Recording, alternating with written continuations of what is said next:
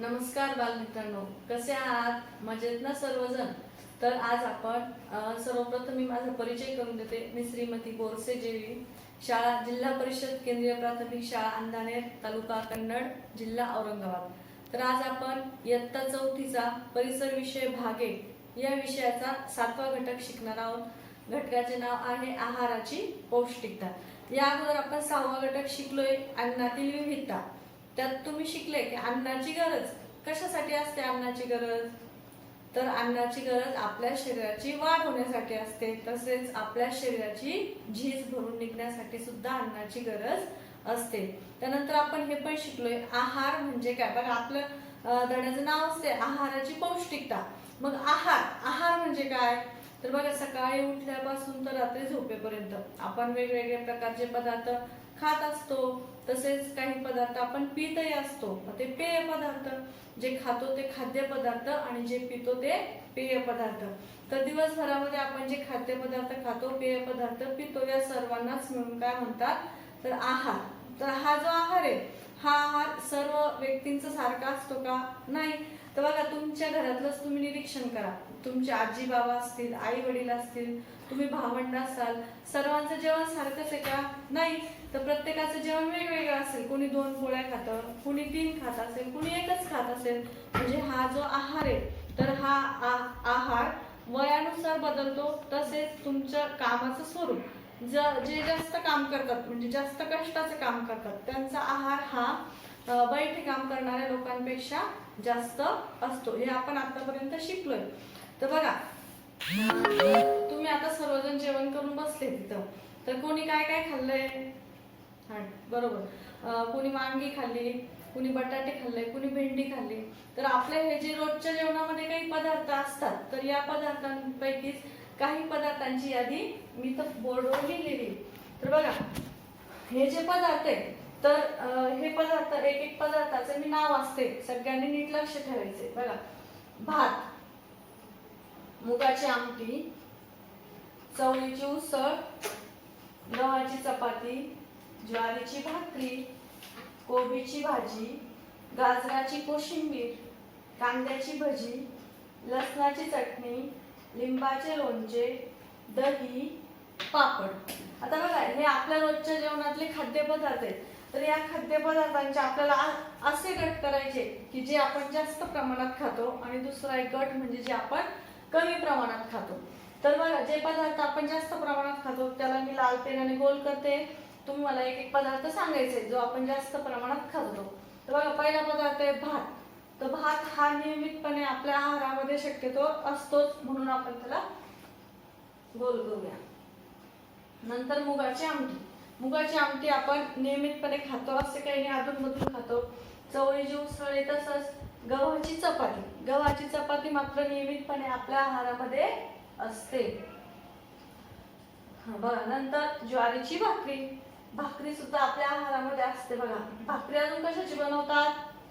शाबास, बाजरीची सुद्धा भाकरी बनवतात. नंतर कोबीची भाजी. कोबीची भाजी आपण दररोज खातोच असं नाही. नंतर गाजराची कोशिंबीर, ती पण अधूनमधून खातो. कांद्याची भजी, ती पण अधूनमधून खातो. नंतर लसणाची चटणी, लिंबाचे लोणचे, दही आणि पापड. हे जे पदार्थ आहे, हे पदार्थ आपण आपल्या आवडीनुसार, ऋतुमानानुसार खात असतो. परंतु भात, नंतर चपाती आणि भाकरी हे पदार्थ मात्र आपल्या आहारामध्ये नियमित प्रमाणात असतात. म्हणजेच हे खाद्यपदार्थ आपण जास्त प्रमाणात खातो. तर मग आता भात बनवण्यासाठी काय लागतं. तर भात कशापासून बनवतात. तांदूळ. नंतर चपाती, गहू आणि भाकरी ज्वारी किंवा बाजरी. म्हणजेच आपल्या आहारातील प्रमुख अन्नपदार्थ कोणते. प्रमुख अन्नपदार्थ आपल्या आहारातील तांदूळ, गहू, ज्वारी आणि बाजरी. बघा पहिला मुद्दा आपण काय शिकलो या पाठातला, की आपल्या आहारातील प्रमुख अन्नपदार्थ कोणते. तांदूळ, गहू, ज्वारी आणि बाजरी. बघा या पदार्थांपासून बनवलेली चपाती, भाकरी तर आपल्या ताटात असतेच, परंतु याबरोबर इतर देखील अन्नपदार्थ आपल्या रोजच्या जेवणामध्ये असतात. बघा त्यातलंच इथे तुम्हाला एक चित्र दिसतंय सर्वांना चित्र. बघा इथे जेवणाचं ताट दिसतंय सर्वांना. सांगा पाहूयात कोणते कोणते पदार्थ ताटात वाढलेले. हां बरोबर, पोळी, नंतर पनीर भाजी, भात, शाबास, वरण, बटाट्याची भाजी, कोशिंबीर, नंतर इथे ठेचा दिसतो बघा, ठेचा, तर हा पापड, कांदा, नंतर इथे ही काकडी आणि हे टोमॅटो. बघा हे सर्वच पदार्थ आपल्या जेवणामध्ये आपण समाविष्ट करतो. परंतु हे पदार्थ आपण यातले काही पदार्थ आपण दररोज खातो असे काही नाही, परंतु या पदार्थांचा आपल्या आहारामध्ये समावेश करायचा आहे. तुम्ही भाजी आणि पोळी खात असाल तर अधूनमधून वरण खा, भात खा, काकडी, टोमॅटो, कांदा, नंतर पापड, याचा समावेश आपण आहारात करतो. पापडामुळे जेवण रुचकर लागतं, ठेच्यामुळे पण जेवण रुचकर लागतं, आणि हे जे आहे टोमॅटो आणि काकडी, नंतर पनीर, हे आपल्या आरोग्यासाठी चांगलं असतं. म्हणजेच तुम्हाला जे प्रमुख अन्नपदार्थ आहे, तांदूळ, गहू, ज्वारी, बाजरी, यासोबत इतर अन्नपदार्थांचा देखील आहारात समावेश करायचा आहे. समजलं इथपर्यंत? आता आपण आपला जो दुसरा मुद्दा आहे, म्हणजे आपण बघा पहिला मुद्दा शिकलो प्रमुख अन्नपदार्थ, नंतर आपला दुसरा मुद्दा आहे बघा, आपला दुसरा मुद्दा आहे अन्नपदार्थातील विविधता. बघा अन्नपदार्थातील विविधता. आता आपल्याला माहिती जे खाद्यपदार्थ असतात तर ते खाद्यपदार्थ वेगवेगळ्या अन्न घटकांपासून बनलेले असतात. तर बघा इथं काही अन्न घटकांचा तुम्हाला एक तक्ता दिलेला आहे. सर्वांनी त्या तक्त्याचं व्यवस्थितपणे निरीक्षण करायचंय आणि त्या तक्त्यामध्ये काय काय दिसतंय ते सांगायचंय. बघा तक्ता दिसतोय सर्वांना, सर्वांनी ते अन्नपदार्थ बघा.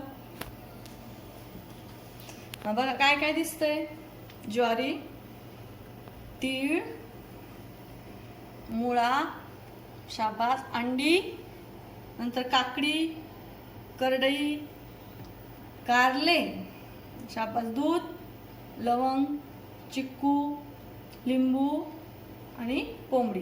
बघा हा चार्ट सगळ्यांनी नीट निरीक्षण करायचं. याच्यावर आधारित मी तुम्हाला काही प्रश्न विचारते.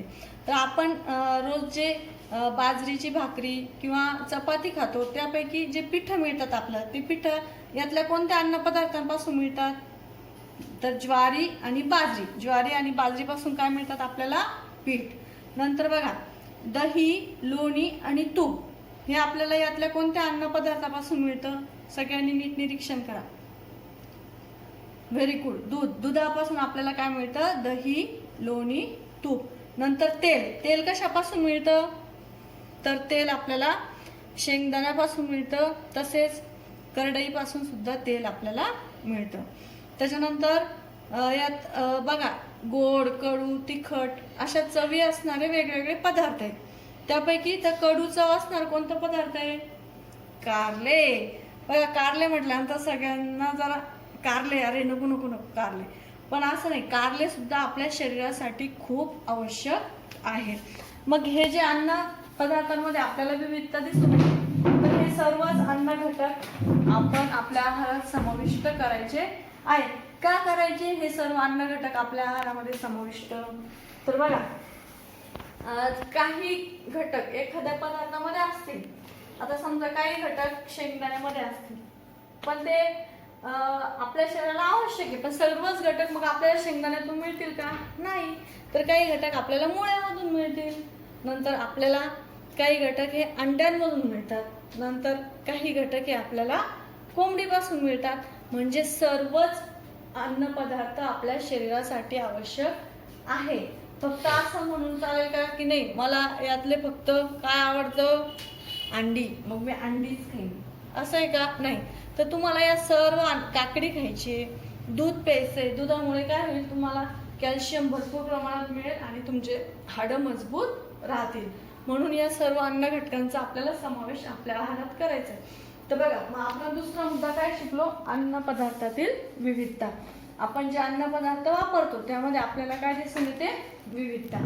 आता या अन्न घटकाचं आपल्याला महत्व पाहिजे, म्हणजे हे सर्वच अन्न घटक का पाहिजे आपल्या शरीरासाठी? तर बघा आपल्या शरीराची वाढ व्यवस्थित होण्यासाठी, आता तुम्ही काही मुलं बघतात, काही मुलं खूप छान तंदुरुस्त असतात, त्यांची वाढही चांगल्या प्रकारे होते. मग त्यांची वाढ का चांगल्या प्रकारे होते? कारण त्यांच्या आहारामध्ये सर्व अन्न घटकांचा समावेश असतो. म्हणजे पहिला महत्वाचा मुद्दा आहे शरीराची वाढ चांगली होते. नंतर दुसरा मुद्दा आहे शरीराची झीज भरून निघते. बघा बऱ्याचदा आपण काम करतो, काम करत असताना आपल्या शरीराची काय होते, झीज होते आणि आपोआपच आपल्याला अशी जोराची भूक लागते आणि मग आपल्या म्हणजे शरीरच भूक लागली असं आपण म्हणतो. म्हणजे आपल्या शरीराला त्यावेळेला अन्नाची गरज असते.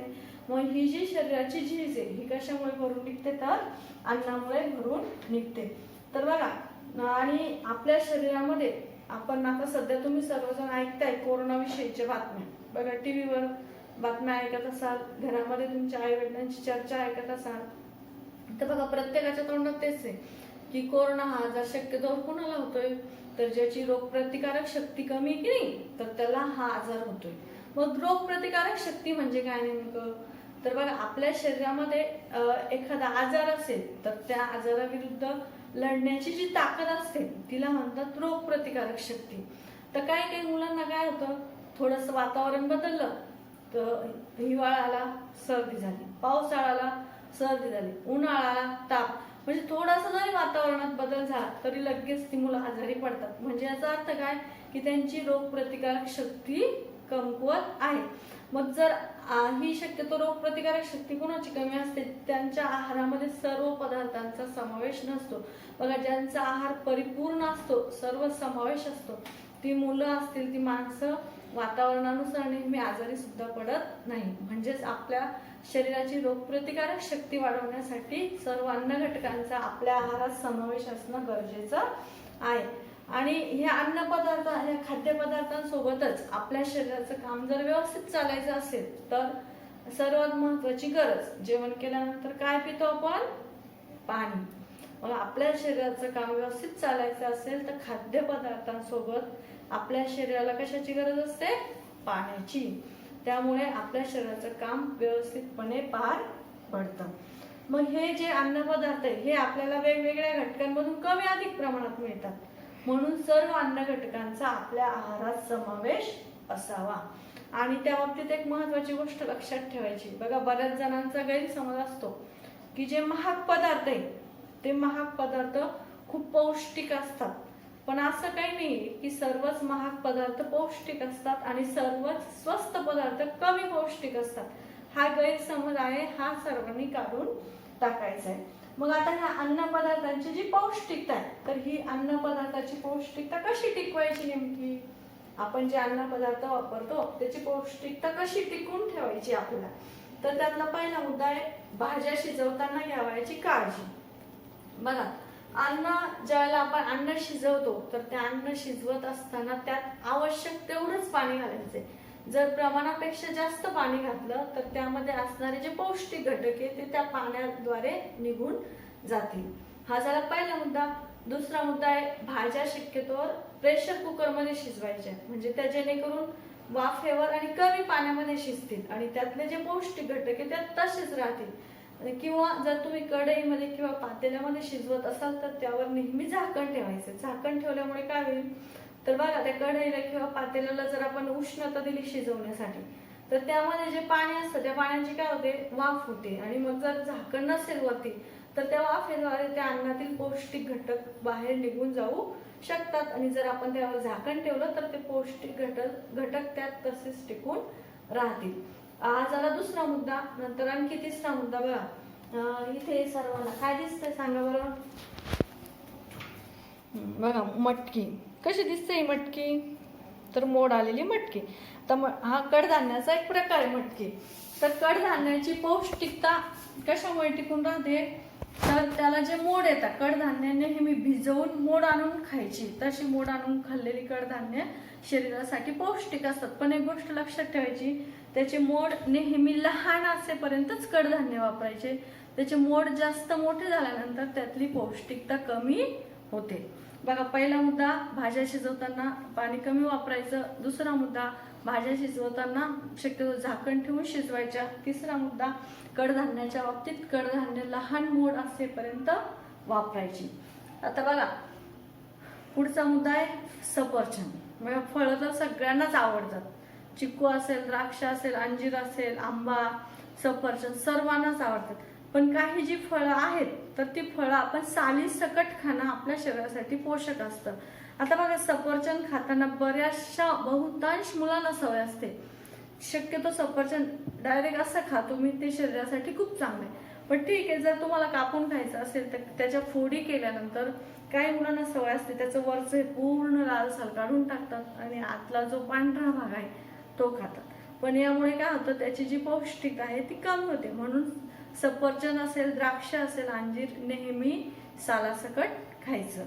त्यानंतर आणखी अन्नधान्याची पौष्टिकता टिकवण्यामध्ये बघा, पीठ चाळल्यानंतर आई पोळ्या करते किंवा भाकरी करते तर त्यासाठी पीठ चाळून घेते. तर पीठ चाळल्यानंतर त्या चाळणीच्या वरती काय राहतो, कोंडा.